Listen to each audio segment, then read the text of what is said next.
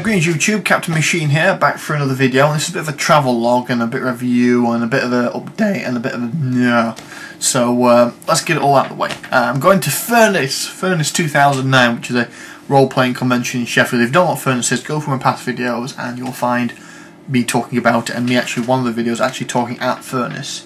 I'm going to try and get a lot more footage this year, but once again the restriction is that the majority of it is just simply role-playing games, and you can't really record role-playing games on video camera and put it on YouTube efficiently and have it interesting, because role-playing for the most part isn't really a spectator sport.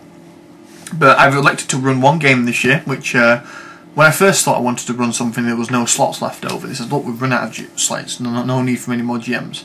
And then the last month before the convention started, they put a call out and said, we need 2 people to fill Sunday. And I went, I'll do Sunday morning, so like a 3-hour slot, and I'll run a superheroes game using Savage World system. More precisely using Necessary Evil, which I will be, can you see that? Yes you can. Which I will be reviewing at some point in the very near future. There we go. Sorry guys, bit guerrilla filming today. Yeah. And basically I'm not going to be using any models or any miniatures or any maps, because it's a lot of work and I don't feel it needs it. You could use it, but I don't feel it needs it. And basically this is my first time running Savage World at a convention, so I'm going to see how it goes without it. I've already run this particular venture with my own gaming group, which means they can't play unless they want to stay stum about what the actual plot is. But they give me a lot of ideas and a lot of feedback to the initial game when it came to things like balance issues and also the pacing and things like that. So a lot of the problems they had have been ironed out, which is really good. And one of the big time consuming factors was I did a lot of artwork for it. Now, I've never been a particularly good artist. In my own opinion, I think I could be a lot better if I stuck at it. I blame my teachers, because I like to blame other people for my problems. I blame my teachers at school for this problem, because in the first year of high school in England, I don't know if they do this anymore, but they did when I was there, they used to teach you all subjects in the first year of being in high school. And then from there on in you got to choose your subjects you wanted to go for the other remaining 3 years. And art for the first year was so boring, so utterly boring, that I was sworn off it. I didn't want to ever do it, because I did like art, I did like drawing. I was a big keen drawer up until that point. Painting I would do to a certain degree. I mean, the fact that I played 40k in Warhammer and I paint on models then indicated I had some degree of talent for it, and I did like painting portraits and stuff like that. Wasn't very good at it, but I could have learned.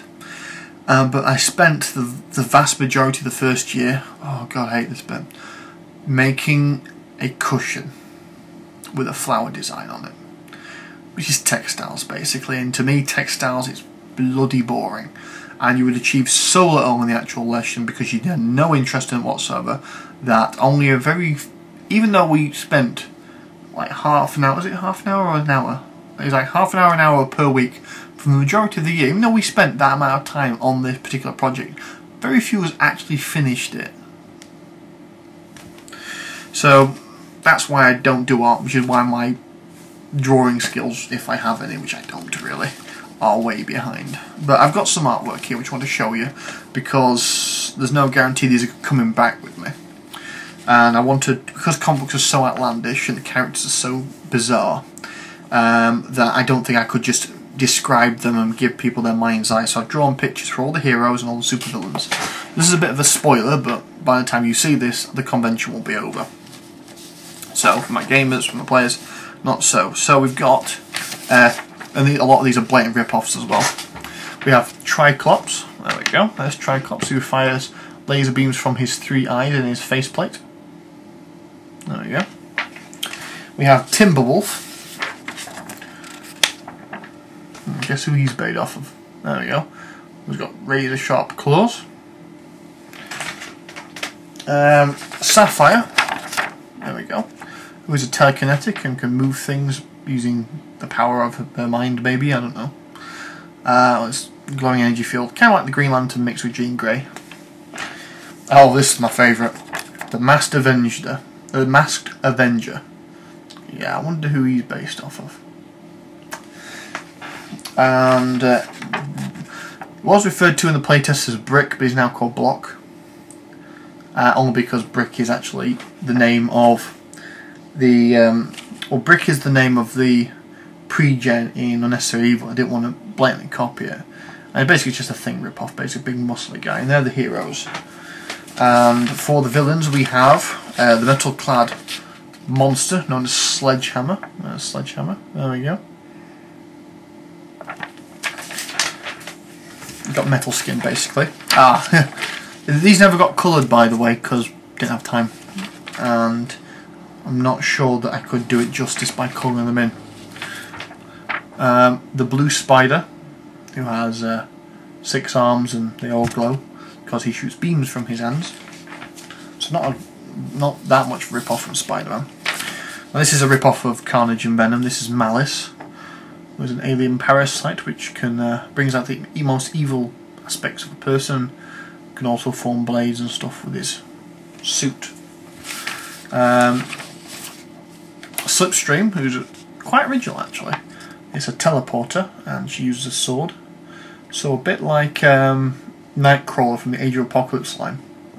I always like the fact that Nightcrawler, and also I think it was Nightcrawler and also Quicksilver, which is the speedster of the Marvel Universe in the Age of Apocalypse setting, use swords, because how could you possibly block someone that's moving at like 300 miles an hour? How could you possibly block someone that isn't there the moment before they swing? So I was like that. This is my worst picture of the lot. I was trying to go for a dynamic pose when it came to running, and I feel I failed at it. This is my speedster. This is called Turbo, and that, in my opinion, is the worst of all the drawings. But he's a villain, so not really sure, really. And then the mastermind of it all is Dr. Chaos. Dr. Chaos. Here we go. Who is a blatant Doctor Doom rip-off of. Yeah, and that's the game I'm going to be running. It's a Savage Worlds game, and the plot synopsis is on 1 piece of A4, and then the stats for the bad guys are on 2 more pieces of A4 in nice big text. So when I'll be running it Sunday morning, tired out my tiny mind, I'll be able to read it, which is very important. Yeah, and I've got these nice little sheets here for the individual players, for their character sheets, which I need to put the pictures into, because there seems to be some tradition of taking your character sheet away with you after a game. So I want to basically it's giving artwork to the players. If they appreciate it, they can walk away with it, which is nice. I like to think that I really shouldn't be doing this while I'm talking to you, but there you go. I like to think that people actually do appreciate it that much that they actually will go away with it. Well, as to how they'll treat it after that point, I don't know. I hardly expect anyone's going to ask me to sign anything, but you never know. I suspect there might be a few of my viewers there, but I won't expect that many of them to be there. I might get a couple more just by pimping myself, but again, it's a bit whorish really.